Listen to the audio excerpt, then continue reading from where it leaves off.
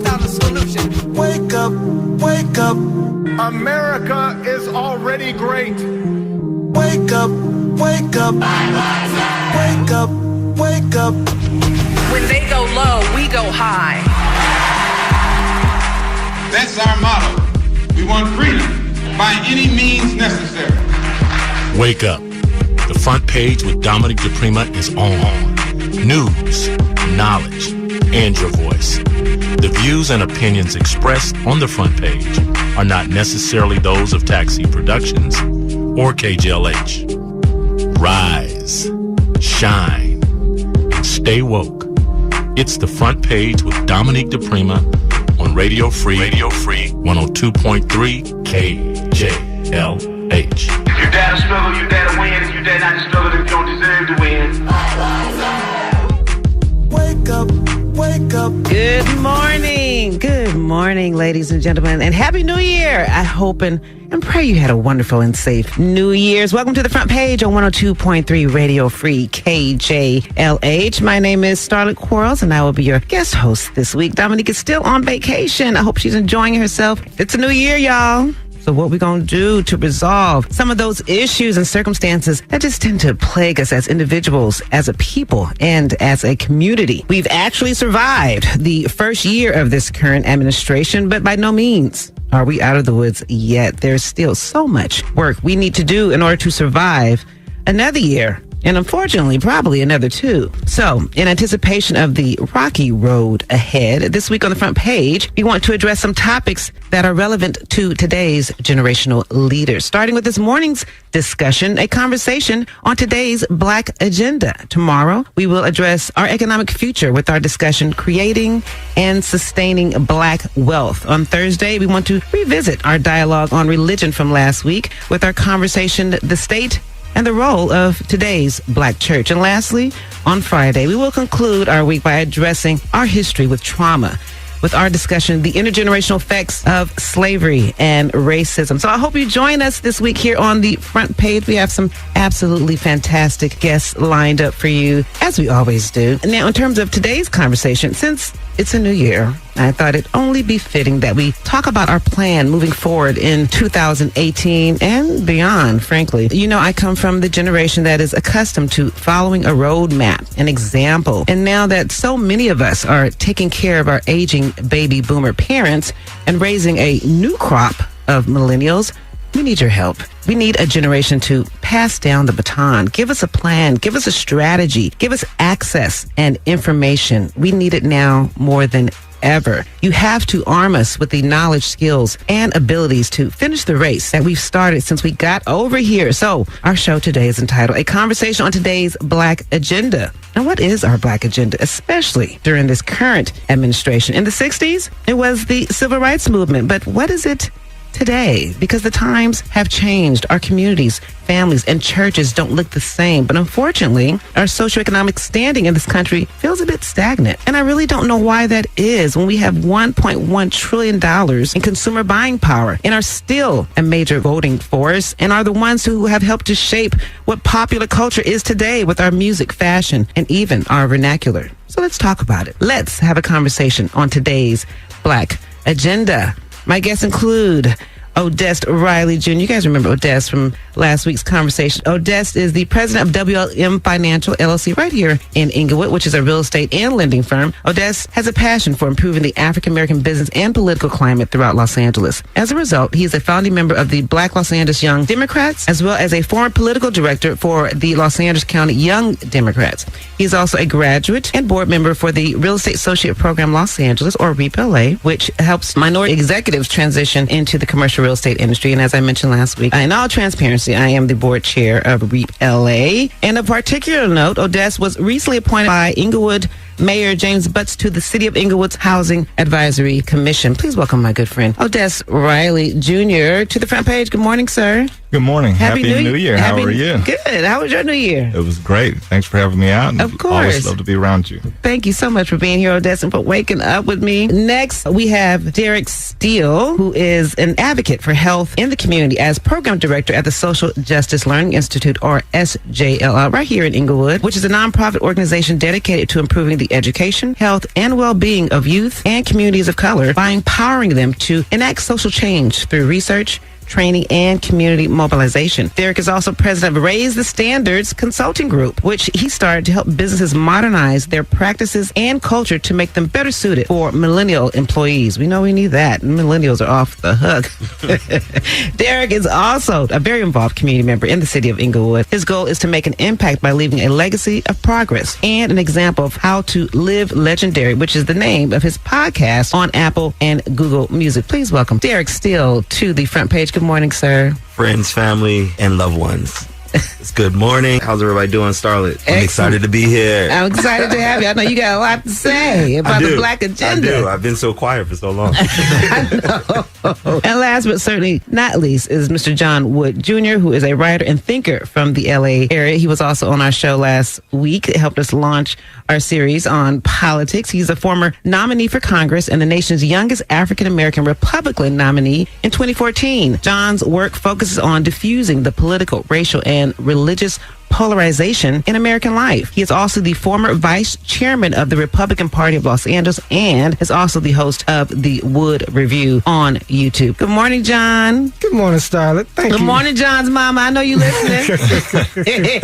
What up, mommy? Thank you so much. Welcome all of you to the front page this morning to help me have this really important conversation on the Black agenda. I talk about it every year, and I crave it. I crave a plan as a generation, as that first generation who benefited from the civil rights movement. We need a plan. So, Des, I want to start with you. What would you say is the state of Black America, and what are some of the biggest problems that we're facing? State of Black America, in my eyes, is that we are right now at a crossroads between a generation of great-great-grandparents who built this country as slaves, great-grandparents who got out and were able to work and use those skills to start to make something for themselves.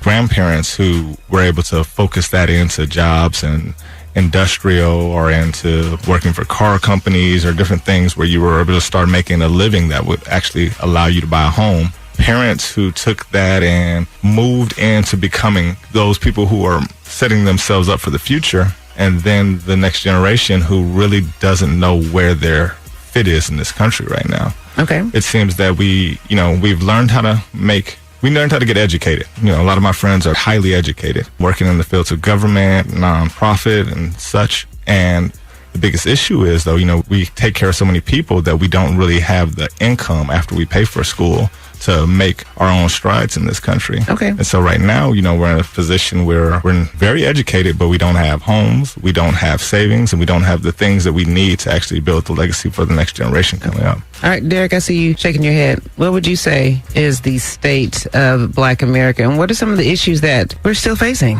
Well, I have to say I totally agree with Odessa and the way that he framed it, because that's exactly where we are. We're in unprecedented times. We are in uncharted territory. And we're living in an economy that was built with a totally different mindset than what we're in now. And so it's really going to take not only all the schooling that we learn, but also a very long view of history, reframing some of the history as it was presented. And I think we're in a unique position to do that. As millennials, which I am, I'm at the beginning of the millennial generation, because I was an 80s baby. We have the opportunity to get stories firsthand from our grandparents and our parents that were passed down. And it's not things that we read in a book or read on the internet. In fact, the economy that we live in now, or even social media and the mechanisms that exist right now, were created for us. And so we view it in a way that's different than most people. So we have to understand that responsibility and be willing to take the torch when it's being handed down so that we can go ahead and take this thing to the next level. You don't think some of us are willing to take the torch? I think we're ready to grab it, snatch it. I was trying to be nice about it. To it. You know what I'm saying? Let it go. They are. You have to be ready for it. Exactly. Okay. And all right, John, let me get you in here. Not that it's any different, but from a Republican perspective, what is the state of Black America? I mean, I don't really have a Republican perspective as much as I have. That is what as much as I have. Put you out there that No, look, I'm happy to be a Republican. What I was going to say is that what I have is a pro-Black perspective that I worked through a Republican affiliation. I can unpack that if anybody wants to hear it. But I mean, I think that the moment where we're in right now is a moment of transition that's kind of been stretched out over the course of the last several decades, following the end of the civil rights movement in the 1960s and so forth. Because I think that time we were in a situation to where the markers for the achievement of social and political progress in the Black community were much more clearly defined, because you had the conspicuous evils of Jim Crow and the associated sort of personalities in the segregated South in particular, where the hostility was very pronounced, and you had, things like the right to vote, which needed to be accomplished, the right to be able to eat at an integrated lunch counter, and so on and so forth. These days, and part of what I think Dr. King struggled with towards the end of his life and career, was being able to transition into a situation to where some of the more obvious sources of inequality and inequity in our society were defeated, but to where we now had to go into a situation where a lot of barriers to equal access to resources and opportunity were much more sort of subtly constructed and really baked into the social and institutional culture of the United States of America.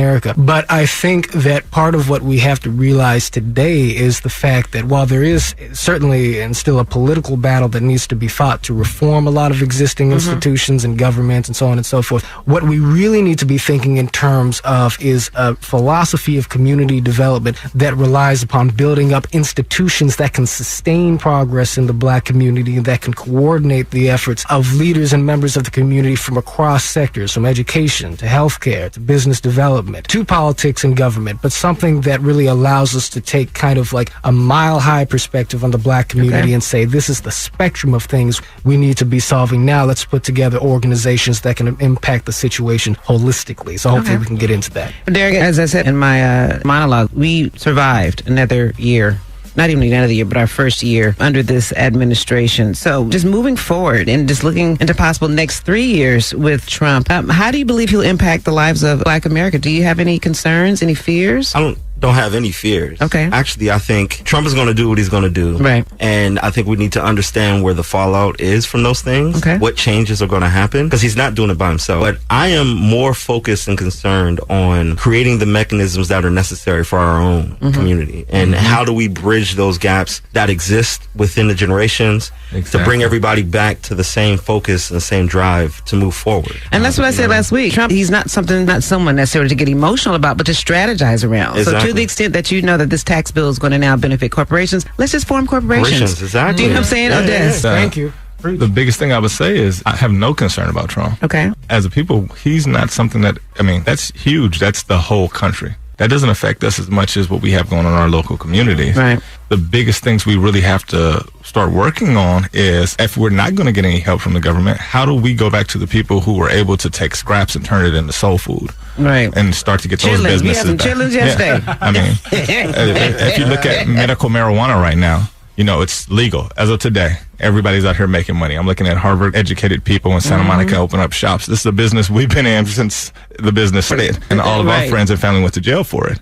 And now that it's legal, are we going to be able to take advantage of it and make the money? It's going to be a $7 billion economy by 2020. Are we going to make any money off of this, or is it going to be something that we let go of again? Now, John, you didn't vote for Trump, even though you are a Republican. So from your perspective, especially as a Republican, how will he impact the lives of Black Americans in the next 3 years?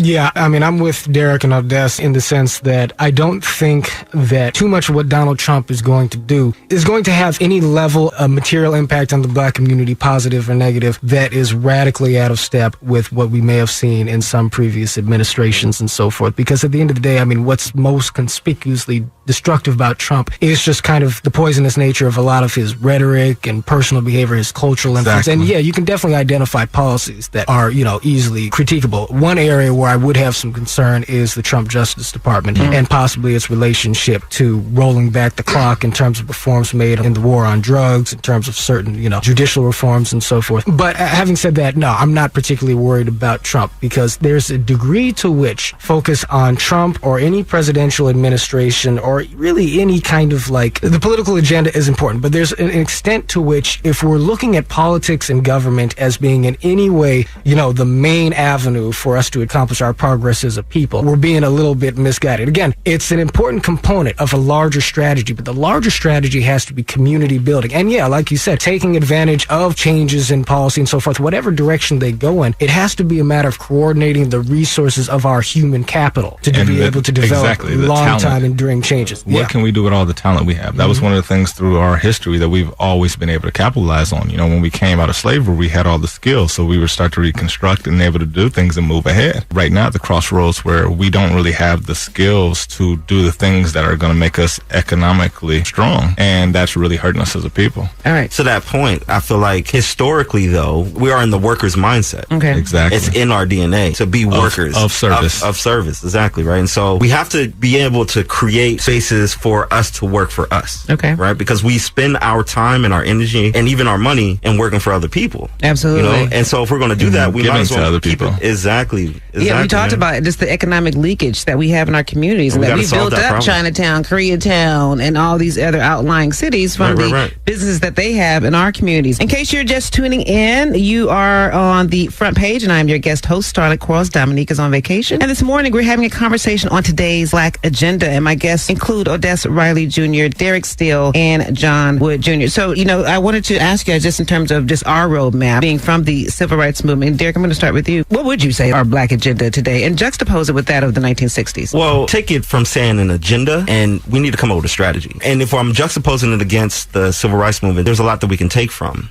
This idea of coming together around certain meanings of what it means to be Black. I don't think we have that right now. You don't know what it means to be Black these days? We're diverse. That's what I'm saying. Our culture is getting appropriated. Individualism. Exactly. It's all about the individual. What constitutes being Black today?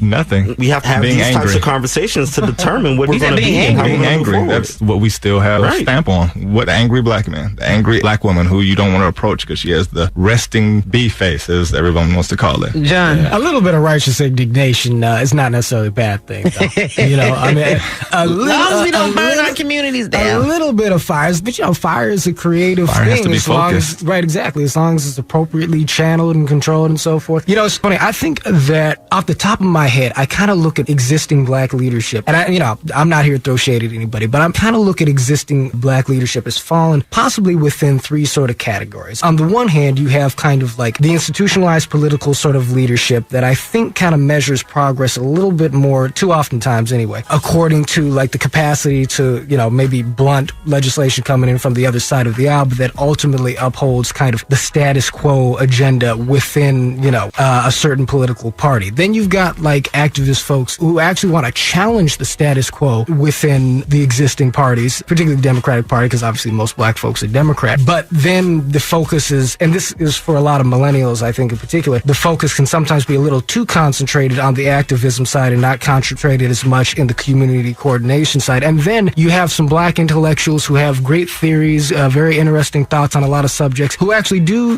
try to pivot towards building certain things, building a school, doing this, that, or the other. But they burn so many bridges and they make so many enemies out of everybody else that they're not effective coalition builders to be able to actually get anything done. For me, the model for our time, and Martin Luther King Jr. is my greatest hero, really, just in terms of 20th century America and beyond that. He was a great moral leader and a great political leader. But on a practical level, I feel like Booker T. Washington is a person we could learn a lot from today, because the Tuskegee Institute was an early example of a holistic approach to identifying Black problems across the political, social, and economic landscape and centralizing a base of operations through which to be able to attack a lot of those problems. And the progress made through that vehicle was real. With social media, to the point about millennials and so forth, we actually have the capacity to kind of digitize a central meeting space from which we can don't have coordinate a central agenda. Well, but you guys have a focus to be able to coordinate. When you had the Tuskegee, when we had the civil rights movement, we have those things. It was all of us coming together because we had a same agenda. I know, like I said last week, And if you're marching without a plan, then you're just walking. Derek, But that's what we're figuring out now. But Derek, I know you want to get into this. Well, see, I think culture is the underpinning that's missing in this whole situation. Okay. When you start talking about other cultures of people, it's not just music. They have a way of underpinning how they mobilize and move in the world. Okay. Different ideas that everyone believes. We don't necessarily have that. And I think the time periods that you're talking about, even to the time periods during King, it wasn't just him, even with the Black Panther movement, the whole nine, like there were these underpinnings of culture that existed. And we have to recreate what that looks like in the 21st century. I mean, if you look at gangs originally, the gangs of Rolling 60s, they were here trying to help protect their community and feed their community.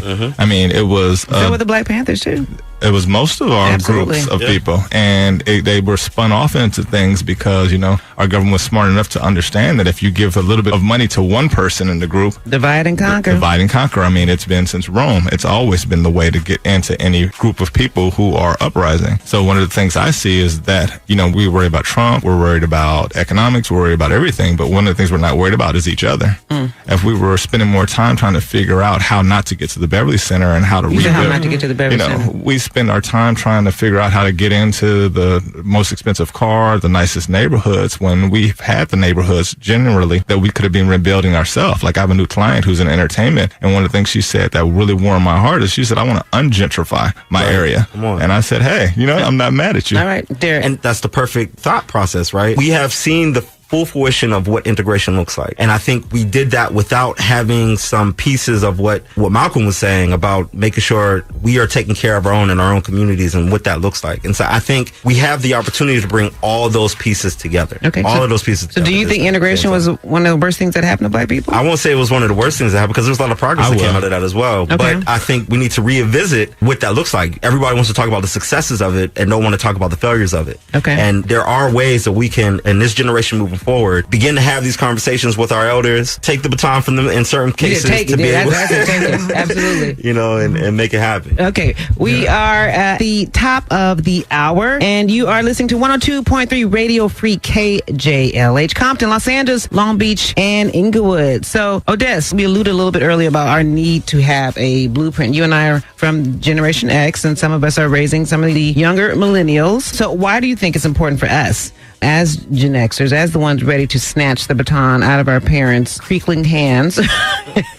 So why is it so important for us to have a Black agenda? Why do we need a blueprint? You have to have a blueprint if you're building anything. I mean, one of the main concerns that I always have is when I try to tell, you know, in my business, I try to teach people about budgets. And a budget isn't to tell you what to do. A budget is for you to understand what you are doing and see where you can make changes. If you don't have the blueprint to what you're trying to get to, I mean, as John alluded to, you know, we have 3 different groups of leaders. And, you know, we could break that down into so many other things. But if you don't have a central talking point, a central agenda, if you don't know exactly where you're trying to get, I mean, if you're a hunter and you're going out, you know, like a lion, they're going into a pack of wildebeest and they're trying to attack. They don't go after just swinging at every wildebeest in the pack. They look, they pick out which one they're going after, and then as a group, they go and they attack. But is it even possible for Black people to have one agenda item? Not one agenda, but if you say, hey... But if you see with the Hispanics, it's immigration. With the LGBT community, it's marriage equality. With Hispanics, it's I want a better standard of life. Okay, so is it possible for us to be focused as Black people on just one central theme? A better standard of living? Okay. That's a simple one. I mean, if you look at us as a group, we are... If I just took a hand, or I say raise my hand in the last party I was at, you know, it was full of educated African Americans, doctorates, lawyers, MBAs, and I asked them what they spend most of their time doing, and it's trying to fill up their passport book. It's not about moving the legacy forward, and I'm not mad at people wanting to travel or see the world or anything, but what are you leaving here? Your parents and your grandparents worked hard so that they could hand something to you. What are you handing to the next generation? Some red bottoms.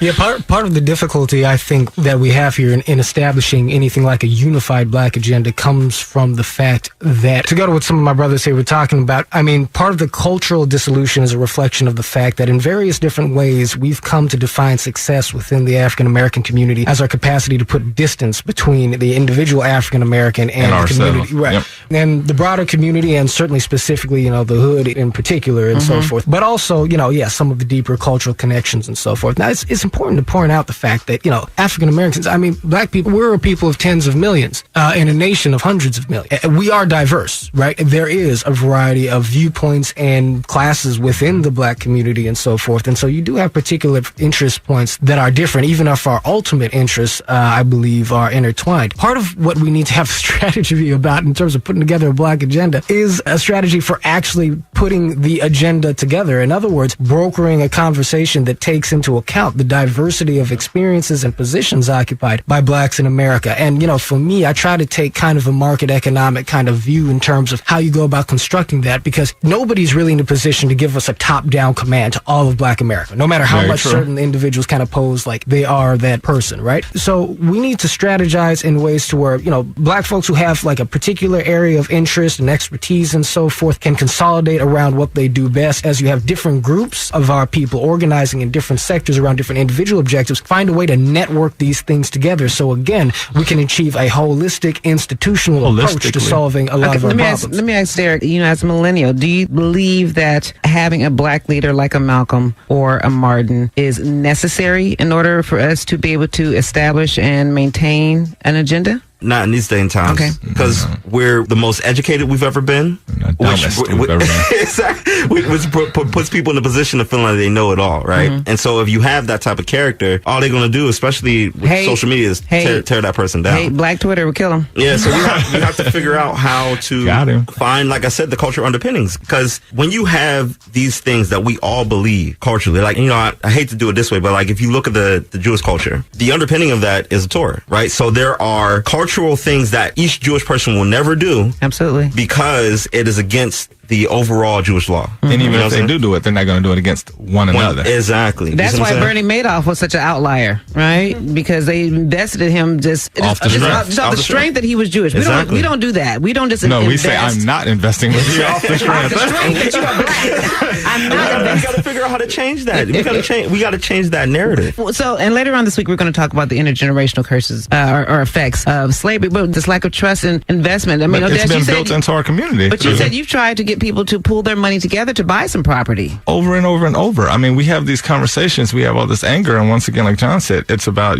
fire, but you have to focus the fire. Mm-hmm. I don't know how many times I've said to a group of people, I will give $5,000 to $10,000 towards the group if we can all come up with a certain amount of money so that we can start to buy something. And everyone says, oh, that sounds great. And then it's like, okay, so where's your money? And everybody's like, well, I got to go to this out of country wedding. Oh, I got to get these new red bottoms. I got to get these Jordans. I have to get this new car. I have an emergency. I have this X, Y, and Z. And what it comes down to is sacrifice. One of the things I get into arguments a lot about is, I work crazy amount of hours because I want a lot of things for my son. Mm-hmm. I don't feel like if I work 80 hours a week and you work 40 hours a week, we want the same things for our kid. And I don't think our kids should have to have the same exact things. But with that mindset, to some people, it really bothers people. And I'm like, as a culture, I think we believe in a word that does not really work in America. Right. Fairness.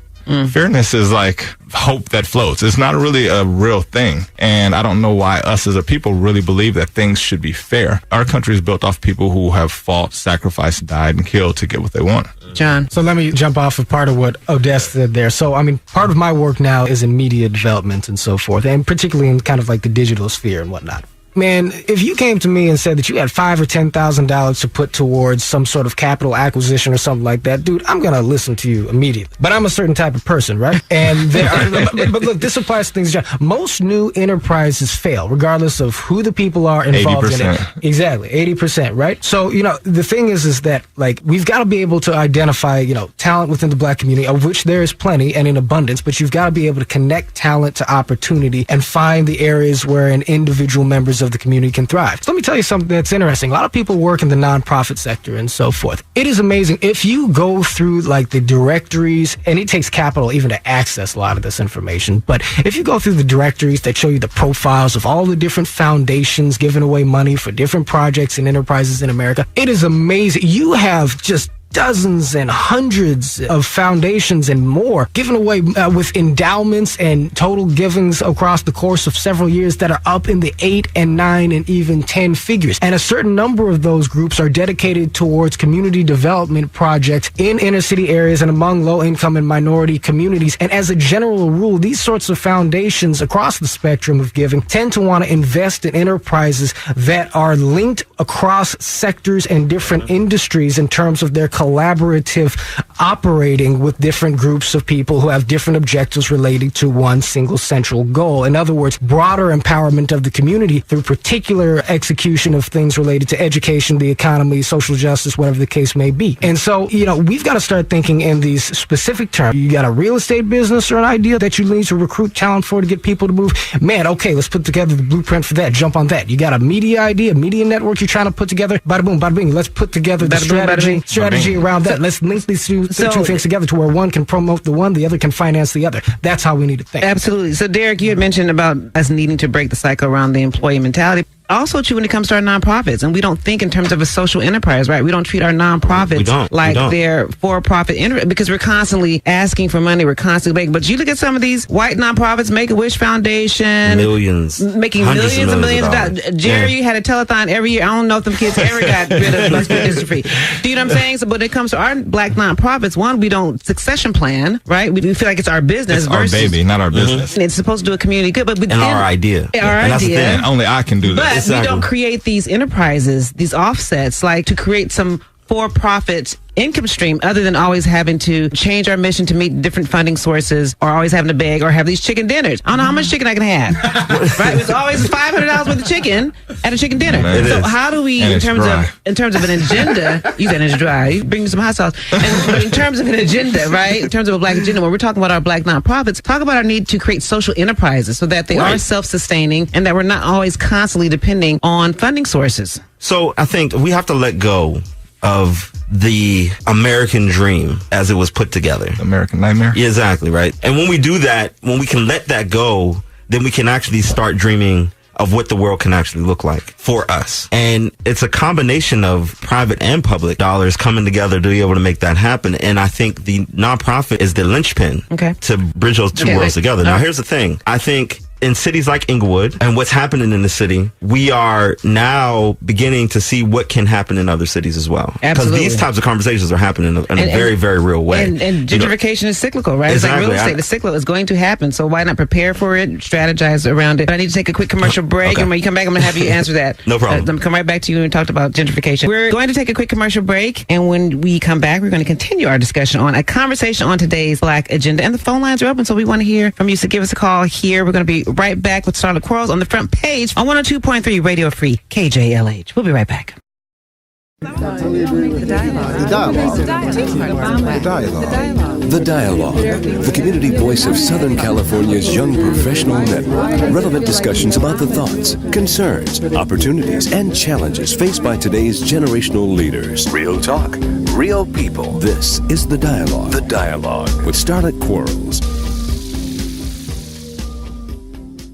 Welcome back to the front page. I'm your guest host, Starlett Quarles. This morning, we are having a very spirited conversation on today's Black Agenda. My guests include Odessa Riley Jr., Derek Steele, and John Wood Jr. So during the commercial break, I was ear hustling, and I heard you guys talking about just our lack of trust, for the most part, in investing in each other, wanting to really mobilize our money. I mean, we've seen it in other communities, right? We've seen it with the Hispanic community. In South LA, they're taking over the majority of South LA. They sell to each other. They invest with each other. They have others move in, and they help one another build homes. Our culture. But so why is that? So, Derek, I'm going to start with you, because I want to come back to you, because we were talking about the whole gentrification piece. And, I mean, if you look at Playa Vista is the bomb. I'm not going to even lie.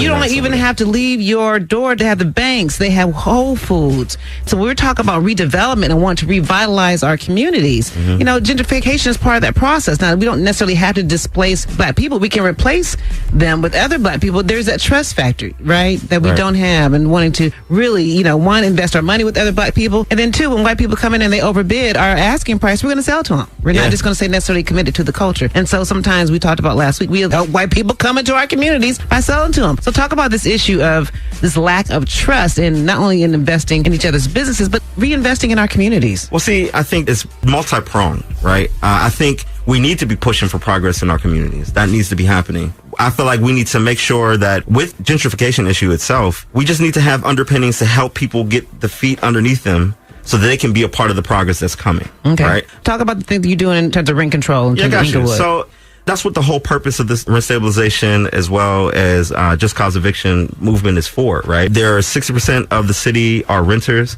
We want to make sure that they have the opportunity to have their footing underneath them.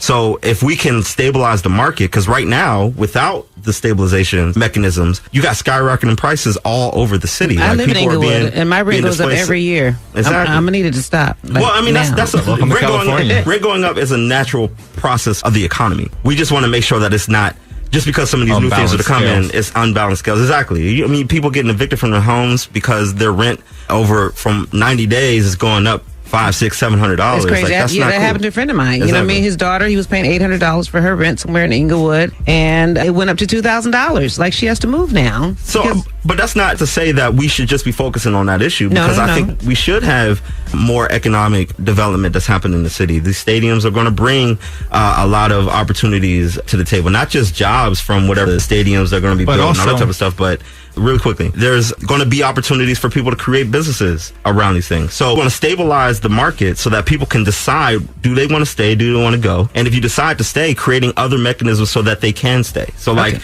make sure they come and work with people like Odessa to be able to buy. Odessa, let me ask you this question, because then I want to go to a caller. You said when we talked about the Black Agenda, you said that we need to own our own real estate, our own banks, and our own media companies. Why those three?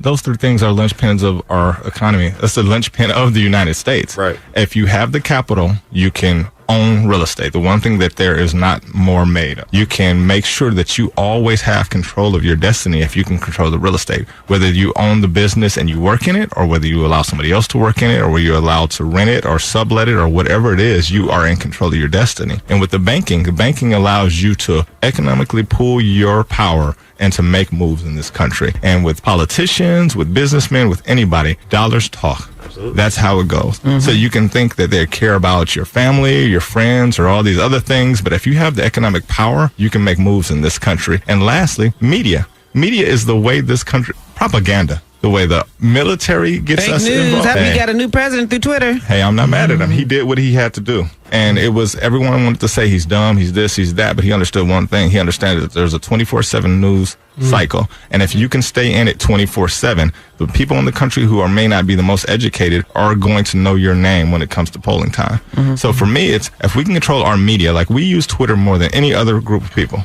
But it's not for anything progressive. It's not to move anything. It's not to empower ourselves. It's to criticize and talk about and tear down the man next to us. You're talking about Black Twitter. All Twitter, when we're on it. If you look at our Facebook, it's for us to show that we're out popping bottles, we're out traveling, we're out doing something. It's very rarely us using it. I mean, and there is examples of people who are using it great. What about you? Like, I was going to ask you guys about the Black Lives Matter movement. I mean, that started off as a hashtag. It started off a hashtag, and it's doing a lot of good things, but the problem is it's too splintered. And once you don't have a specific thing that you're trying to do, if you go onto the website, I don't really know exactly what Black Lives Matter is there for. Okay. Yeah, well, go ahead, John. Real quickly, then I'm going to go to a caller. Yeah, right. I was just going to say, on the real estate point, the thing that McDonald's and the Vatican have in common is that the core of their wealth is actually in land ownership. Absolutely. Right? It's in real estate. But I think that part of what we need to accomplish, in addition to sort of integrating our approach to real estate, media, and these other sectors that we're talking about, but I really do think there needs to be a more clearly developed intellectual culture within the African American community. And the thing about it is that obviously we've produced many of the most brilliant thinkers in the history of this country and continue to. But the fact of the matter is that we ought to be consolidating our intellectual resources so we can really sort of dig into the strategizing out of these other things that are taking place. So you talked about Black Lives Matter movement and so forth. I had the exact same criticism criticism that you had of Black Lives Matter, in as much as I was saying, well, there's a lot of passion here, but it doesn't seem to be a lot of strategy or definite agenda point. Then they actually came out with a strategy or with an agenda document, and I got to give them credit for that. And you look through it, and it is very thorough and comprehensive. The problem is it's always doing are two different things. That's true. But the other problem is that it's all concentrated on the side of activism and reform, which are important factors. But again, we've got to recognize that community building is so much more than activism. So we've got to develop the art of community creation, infrastructure. I said money and power. You want to create change? Money and power. Money and power is only going to move our agenda forward. That's the only thing they listen to, right? We even saw it with the Missouri football team when the young guy was doing the hunger strike for 2 weeks trying to get equality on his campus, and they were just like, you're going to be hungry. You're going to be hungry. Until those football players said, we're not playing on Saturday, and it's going to cost this school $1 million. And then they fired that guy within 36 hours. Right, so money and power moves things. So let's go to a caller. We're going to go to Morris in Long Beach, who has a comment or a question on the Black agenda. Hi, Morris. You're on the front page. Good morning, everybody. Happy holidays. Just digging this conversation. Listen, what black people need is the same thing that white people need, a progressive income tax in this country. 91% on the top end like we had under Eisenhower, and 40% on the corporate tax. That's what this country needs right now. Also, I heard a brother talk about he got him $10,000. The best thing you can do with that $10,000 is to invest in the reading muscles of children. What I do, I'll just give a kid $5 if he's got a library card. If they read certain books for me and outline those books, I'll pay him as much as $100. We were talking about politics. Y'all were talking about politics earlier on. Let me tell you something. The definition of politics is who gets what, where, when, and how. We ain't got no choice but to play some politics. Now, the millennials, what they need to do that we didn't do because we was dumb, we was drinking the Kool-Aid, they need to go ahead and establish what are called non-corporate candidates. Get your website from the school board to the senator. Who's a non-corporate candidate? If they're a non-corporate candidate, probably working for us.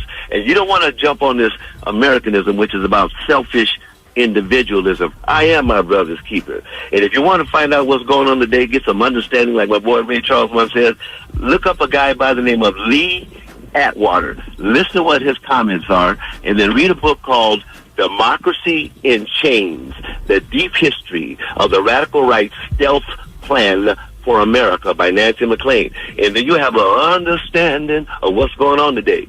So y'all keep it going. Thank you, Morris. And I heard that little tone in your voice. Derek, thank you, Morris, for that. Democracy in Chains is the book that he recommends. Derek, your response to what Morris had to contribute. No, I think Morris has points that go directly to what we were talking about. And we have to understand that what we're doing now, we may not see the full fruition of what we want to achieve for the Black agenda itself, but we have to start now. Like, if you look at history as a context, a lot of things are cyclical, right? The guy who was killing it with the horse buggy, his whole business kind of fell apart when the car was invented.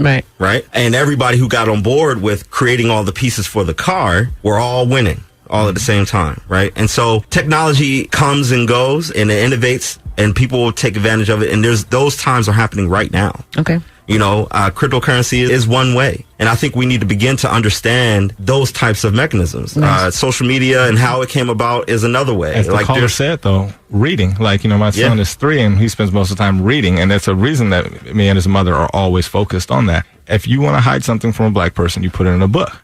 Right. And one of the things that everything we're talking about, cryptocurrency to marijuana growth to starting a business, it's all to in real books. estate. And real estate, anything. We do not like to read as a whole. We like to read things that are important to us. We like reality TV. And that's not me trying to talk about everyone. I know it comes off maybe like that, but it's really a fact that nobody's going to give us anything. To that point, I think the way that the whole situation was set up, even through education, has set us up to not know the things that help us control our own destiny. People go back to school to get the master's or to get doctoral degrees, because they're trying to find out how to control their own destiny in that particular field. Absolutely. Right? And while paying somebody else. Exactly. We got to eliminate all that. I'll even personalize it. I went to UCLA. I was in a PhD program, studied industrial organizational psychology. My father pushed education. I had my sister on here. She has 5 degrees, so we pushed education. But it wasn't until my second year that somebody gave me Rich Dad, Poor Dad. And I really understood about, and my father's in real estate. I was just like, why didn't you tell me about this? He was like, well, I sent you to UCLA to find a husband. I was like, well, what class was that? Was that an elective? But it wasn't until I read Rich Dad Poor Dad that I understood multiple streams of income, residual income. We always all get those black people secrets, go on in. the way that they It's go not about doing secrets, it. though. I mean, if It's you not watch, secret. It's just not talked about at our dinner table. I say, and that's the point. I say secrets because the push that was behind me was the worker mentality. Well, Right. you need to go to school, get a good job, Apparently, get a husband. When you're get in married, college. buy a house, and continue to make sure that you're. Even the idea of having life insurance or having a financial plan, was not something that was taught to me. And I know there's a lot of people that it wasn't taught to. So when it comes to what John was talking about, even what Des is talking about, we have to create these mechanisms and start now. We need to start as far as training the mindset around entrepreneurship or supporting entrepreneurs. We need to reform how we're being educated. Our culture to what we think an entrepreneur is. If you look at, entrepreneur is the Silk Road through every business that in the history of the world. It was really you going out, you picking up a skill, and then you working hard to do it. Come on, man. Now we think entrepreneurialism is, figuring out how to come up with the next idea that's just going to make you a billionaire. No, being an entrepreneur is really just figuring out a way to support yourself by doing something that you feel you can do best. Yeah, it's also a matter of identifying what, product or service really would have value in the context of the people that you're trying to serve. And so, to me, having a social mission associated with your economic mission is the noblest approach to kind of like a capitalist or a marketplace endeavor. Obviously, the culture of capitalism, as it's been passed down to us, has been a lot less idealistic than that, but those mechanisms can work for the benefit of the community. And, again, the political aspect of this, I don't want to give it short shrift, but the fact of the matter is you cannot identify a community in American history or just about anywhere else that actually achieved cultural and institutional stability and broad-based prosperity through politics alone, or even through politics primarily. Now, we've had particular struggles that had to be fought politically, but crafting the science of entrepreneurialism and so forth, and being able to harness the talent in our community to be able to effectively implement that has to be key and really, I think, top priority in terms of what defines the Black agenda today, in addition to the other components of what we have to deal with. Exactly. So when we're talking about, as a generation, creating and sustaining a Black agenda, not only for ourselves, but for these millennials, Derek, talk about the impact of social media and entertainment and music. What role, what impact with this millennial generation does it play in the creation and sustaining our Black agenda? Well, I think it helps to carry messages across the entire spectrum. Okay. It's where we can begin to come together. I'm talking specifically social media to talk ideas. A megaphone. Exactly. So give me the pros and cons on your thoughts on Black Lives Matter.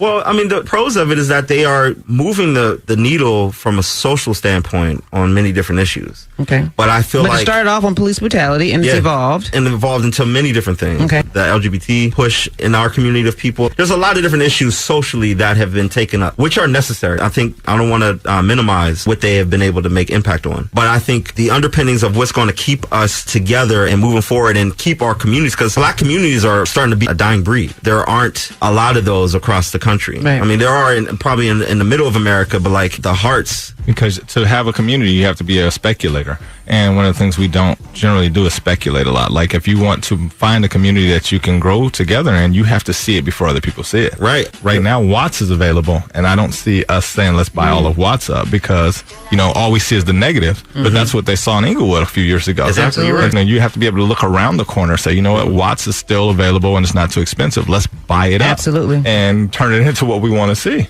So I think to that point, we have to change our mindset of what it means to actually do things for us, right? Yeah. Because right now, like John was just saying, we want to create things in the marketplace, and you were saying people want to make billions of dollars. Look, if you want to make $1 million, you got to impact 1 million people. At the end of the day. And that money will come. But if you can focus that energy in these types of solutions that you can bring to the table, knowing what the problems are in our community and look to solve those problems, that's where the market works with you. Nonprofits make the money that they make are in existence to solve problems that the market felt like was not profitable. Important. So if you can create solutions that are profitable at the same time as solve the underlying problems in the community, we can really get this thing moving in the right direction. Okay. John. Yeah, it's interesting. We talk about the employee mindset and so forth. Look, let me just say, the employee mindset and the lack of financial education and so forth, in fairness, it's actually an American problem. Like everything else, it's sort of acutely impacting the Black community, because what's bad for America is even worse for Black folks so much of the time. Very true. For all sorts of reasons. But we have a broader culture in place that's particularly visible in the black community, wherein we look at education as the answer, right? And for good reason. Education is vitally important. But the way the educational industry has been set up is in such a way to where we educate our kids in a number of things that don't necessarily contribute all that directly to their capacity to sustain themselves and grow economically for their families and their communities in the long run. We rack up a whole lot of debt, which winds up going to this massive administrative sort of overhead in higher education, supporting the political and academic establishments of broader industries that don't really have anything much to do with the interests of our people fundamentally, right? And so you can see that on the level of higher education. You can also see it on the level of like the way the public school system is constituted in a lot of ways. Let me tell you something real quick that very few people know. I've done work with private schools, nonprofit educational facilities, and so forth. I can point out to you private facilities in inner city Los Angeles that are educating young people for about $5,000 a student with higher rates of educational outcomes as compared to a lot of public facilities. If you go to Inglewood, Compton, LA Unified School District, you're talking about spending $11,000 to $12,500 per head and whatnot for graduation rates ranging from 80 down to 56, 57% or so. Point being that surely if we were able to marshal the resources of our community as private individuals who are talented, who have certainly a cultural incentive to sort of redefine our approach to education, we could surely do better if the right people were to get involved in it. But we need a vision to make that happen. Absolutely. So, Odessa, I want to ask you, in your opinion, how do we incorporate the needs of our youth in our agenda? What issues are most critical for us to focus on, especially when it comes to these millennials? And it's funny that you asked this because one of the things I was just going to speak on is birth rate. Okay. Before we even talk about educating the group that are there, is one of the things that I look at is if you look at these groups of educated friends that everyone in this room has, they have the least amount of kids out of any other group. We have this talented 10th and we do not reproduce. At most, we have one kid. And it really puts us behind the 8 ball when it comes to moving forward because, as a population of about 14 million people in this country, we're losing more and more of our say-so every day because our numbers just aren't there. Okay. But as we do talk about education in our communities, one of the things we have to do is we have to start teaching kids in a way that is going to show them that they can become something in this country. Being educated is important. Understanding what you're going to do with your education is more important. We have so much of a mentality of getting higher education that we don't teach our kids that there's so many trades and skills out there that really can produce the income and the ability to take care of their family that they need. Dealing in real estate, I'm dealing with guys who have HVAC companies and plumbing companies and all these little appraisers and all the different little minute jobs that we say, it's not something I want to do. These jobs are $100,000 a year. And we're saying, hey, go get a job, go to school so that you can learn how to do something somebody wants you to do specifically. And then you're at the will of this person to terminate you anytime they feel like they're going in another direction. And we talked with Dion Rambo, last week about getting these city contracts, right? Having all these small businesses and being competitive enough to be able to get these trillions of dollars that are coming flowing through your neighborhood. Los Angeles because we don't want to do the appropriate paperwork or we don't know about the ability to get certified or we're just too lazy to get certified and be able to get all these contracts that some of these other cultures are just getting every single day and making millions of dollars doing these HVACs, doing these engineering. It's not those cultures. It's just the understanding of what it takes. I mean, it's somewhere upon, I don't know when it happened to us because we are a very hard-working people. We still work very hard. Okay. But somewhere along the line, we disconnected between hard work and success. Hard work and being successful don't really have anything in common. You can go on a field and you can run really fast. If you can't catch the ball, it doesn't matter. To that point about success, I just saw this morning when I woke up, one of the first things I do after I brush my teeth is actually see what's going on social media. Okay. It's just part of being a millennial. So one thing I read, success is not given, right? You can't own it. You got to pay rent for it every single day. And that rent is the hard work and dedication to make success happen each and every day, right? And so this idea that I'm going to go to school and I'm automatically get a job and I'm going to be able to live and falsehood. It's a pipe dream that it's actually a pipe nightmare that doesn't really exist. So we have to change our mindset around all these things, man. We have to change our mindset about what really wealth is. We're going to talk about that tomorrow. Absolutely. Just the difference between being rich and being wealthy. When I talk to kids, I said, do you know the difference between rich and being wealthy? And they're just like, no. I said, wealth lasts generations, right? All they wanted Paris Hilton to do was get a high school diploma because of what her great rich, baby. Don't worry about it. Did. Just don't mess it up. Do you know what I mean? So, we want to teach our kids about patience, right? And about savings, about intergenerational wealth and passing down, legacies. Some people don't want to even work with their parents' business. Einstein called compound interest the ninth wonder of the world at the time. In case you're just tuning in, we're having an absolutely fantastic conversation on today's Black Agenda. And I am your guest host, Starlett Quarles, filling in for Dominique. We're going to take a quick commercial break. And when we come back, we're going to continue our dialogue. And I know I see some of you callers. I'm going to try to get to some of you callers. But we're going to take a quick commercial break on the front page. 102.3 Radio Free KJLH. Hi, this is Starlett Quarles at the Dialogue, and I'm excited to announce that we will be returning this summer with a series of new shows addressing topics that are relevant to today's generational leaders. So join the conversation by subscribing to our YouTube page, following me on social media, or signing up on our mailing list at thedialoguela.com. Tune into the Dialogue with Starlett Quarles. Real talk, real people. Welcome back to the front page. In case you're just tuning in, I'm your guest host, Starlett Quarles, and this morning we're having a very enlightened conversation on today's Black Agenda. My guests include Odessa Riley Jr., Derek Steele, and John Wood Jr. And Bubba got in on the conversation too. Bubba said you were just having this conversation with your daddy, weren't you? Last night.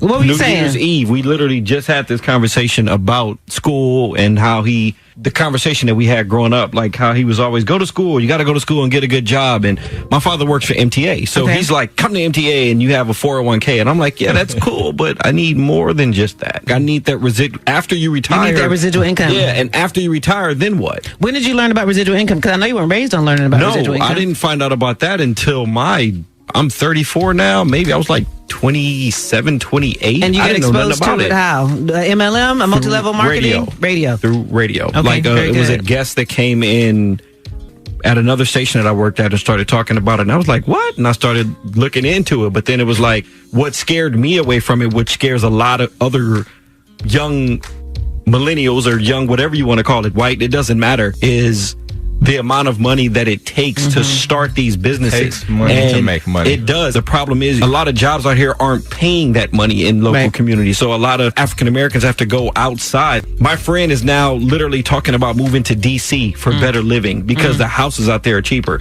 Me, born and raised in LA, there's nowhere that I can go to buy a home in my own community because it's so expensive, because jobs out here aren't rather making enough, or they aren't paying us enough. Right. Like Absolutely. it's... No, you're absolutely right. I'm glad you told us that during the commercial break so I can engage you and involve you in our conversations this week. So let's go to a caller, PJ from Los Angeles. You want to talk about starting more Black businesses, just like Bubba was talking about. We want to be more entrepreneurial, but we need a roadmap. PJ, what's your comment or question for our guest? Hey, everyone. This is TJ. How y'all doing? Oh, TJ. What's happening, TJ? TJ, right, you coming on the show tomorrow? It says PJ. TJ, you're going to be here tomorrow. Yeah. But what do you want to right now contribute to this morning's conversation? I just heard y'all say something that's been dangerous in our community, is it does not take money to make money, and it does not cost a lot of money to start a business. Okay. I know a lot of people who started businesses on less than $5,000 and are very successful to this day. 5,000 is... The biggest way of making, I said less than $5,000. The biggest way to make money, like every Thursday, I go to the auction with a buddy of mine. We pick up about $15,000-$20,000 worth of cars and make about $100, and then come right back every Thursday. I stand side by side with some of your advertisers. I just heard their commercial on TV. I mean, on your radio show just now. These guys are standing side by side with me, buying up a bunch of cars, and then they taking their tow trucks and shipping them off. And that goes back to where I come from, the auto industry. The lowrider industry, custom cars, classic cars, we make a lot of money, and we spend a lot of money on restoring our cars. That's one of the first things we buy when we do get money. You know, like they say, don't go buy a house before you buy the car. I mean, don't buy a car before you buy the house. But one of the biggest problems in our community is we don't look at the working models.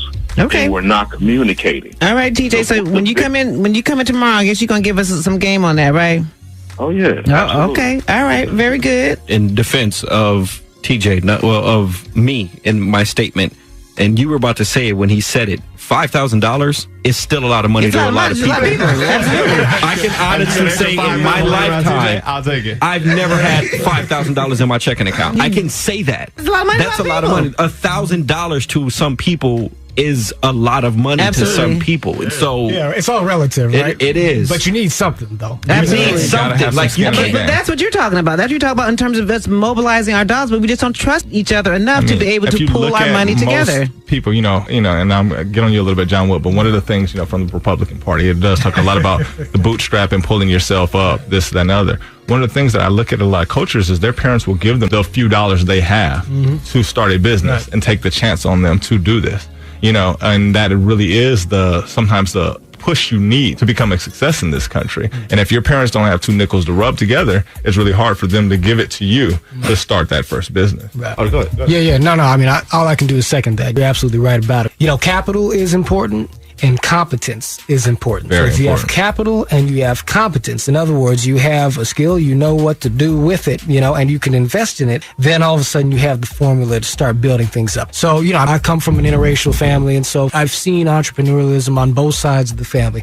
On my father's side, my grandfather was a very wealthy individual and so forth. He got to start. Your father's side was white, yes? Yeah, my father's side is right. Okay. Exactly. My grandfather was big record individual. He started the Randy's Record Shop way back in the 1950s, which a lot of listeners will know if they were back in the South in the 50s and 60s and so forth. And he started Dot Records after that. But he did everything he did because his in-laws gave him a $1,000 loan to start a general store where he was selling eggs and soap and whatnot. And he was also selling records, and it wound up happening that the records sold better than the eggs. So he just said, well, shoot, I'm just do music and whatnot. But on my mother's side of my family, my great-great-grandmother came out from the South, and my great-grandmother on both sides of my mother's side of the family, and both of them worked long, hard hours for separate jobs, doing domestic work, doing cleanup work and things like that, and saved their money over time to where they're able to buy a house and so forth, but also invest and pass down assets and wealth to their subsequent generations, my other grandparents going forward in time, to where that wealth is still in our family and so forth.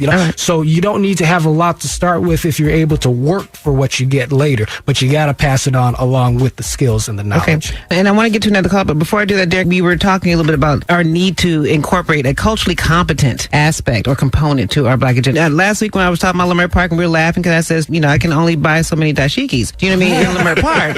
For the most part, so much shea butter. Do you know what I mean? I'm not that ashy. You know what I'm saying? But in all seriousness, our need to be more culturally competent and know about our people and know about our history. And you talked about the Jews. I mean, they'll never let you even talk bad about the Holocaust. We don't even mention slavery, which is why I'm going to spend a great amount of time of it on Friday. So when we talk about our Black agenda, we have to incorporate our history, and there has to be some competence when it comes to our contributions. My sister, when she was on it, she was just talking about the documentary that she saw about Haiti, and I talked about Black Wall Street, and so many of our youth don't know about Black Wall Street and these moments of our history where we can have some sense of pride, see slaves as heroes and sheroes. So talk about our need to be culturally competent, and then piggyback that into HBCUs. Well, I think the fact that we are at the level of being the most educated that we have ever been helps with the cultural competency. Okay. Because we finally have the keys to writing our own history, and even going back through history and reframing what has been put in it that was just false and not right and just completely wrong, right? Okay. And so,